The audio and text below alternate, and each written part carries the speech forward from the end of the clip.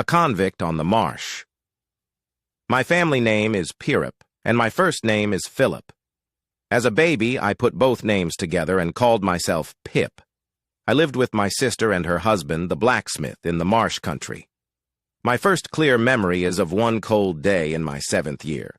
I was in the lonely churchyard visiting my parents' graves. I knew that the dark flat land past the churchyard was the marshes. I knew that the gray line was the river and that the wind came in from the sea. And I knew that the sad bundle of shivers, starting to cry, was Pip. "Hold your noise!" cried a terrible voice. A man stood up among the graves. "Keep still, you little devil, or I'll cut your throat." The frightful man was dressed in rough gray clothes. A great iron was on his leg, and great expectations a rag was wound around his head. He seized me by the chin. "Oh, don't cut my throat, sir," I begged.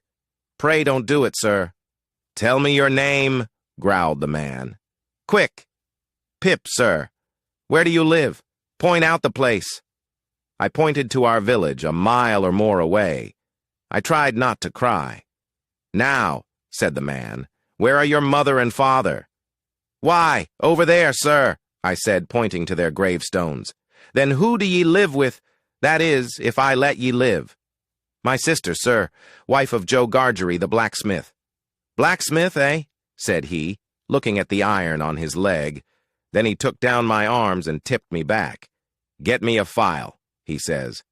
"And get me food, or I'll have your heart and liver out. Bring them to me there tomorrow morning."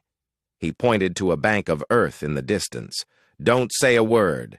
A convict on the marsh a one about me, or your heart and your liver shall be roasted and ate." I said I would get him the file, and I promised to get what food I could. Then I ran home without stopping. At home, the blacksmith forge was shut up. Joe was alone in the kitchen. He was a good-natured fellow with blonde hair and blue eyes. My sister, Mrs. Joe, had black hair and eyes and was tall and bony. As she so often said, she had brought me up by hand. This meant that she often laid her heavy hand, 7 great expectations upon me, and upon Joe, too. "Mrs. Joe is out looking for you, Pip," Joe warned me, "and she's got Tickler with her." I hung my head. Tickler was a piece of cane worn smooth by wraps on my frame. "Listen, she's a-coming," said Joe. "Get behind the door, old chap." My sister threw the door open.